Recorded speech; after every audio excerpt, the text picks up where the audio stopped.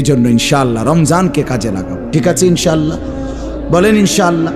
দেখেন আল্লাহ স্পষ্ট বলছে 5টা আয়াতে, কোরআনুল কারীমের সূরা বাকারার 183 নম্বর আয়াত থেকে 187, 5টি আয়াতে রোজার কথা, রমজানের কথা বিস্তারিত বলছে।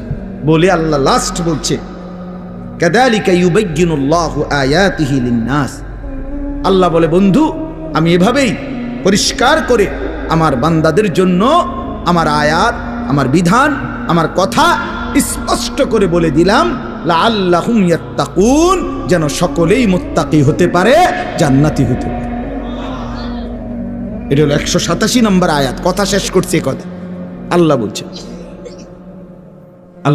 আল্লাহ বলছে বান্দা আমি সবচেয়ে কমাইছি, সবচেয়ে সহজ করছি, সবচেয়ে ছোট করে আনছি রোজা শুধু তোমাদের জন্য।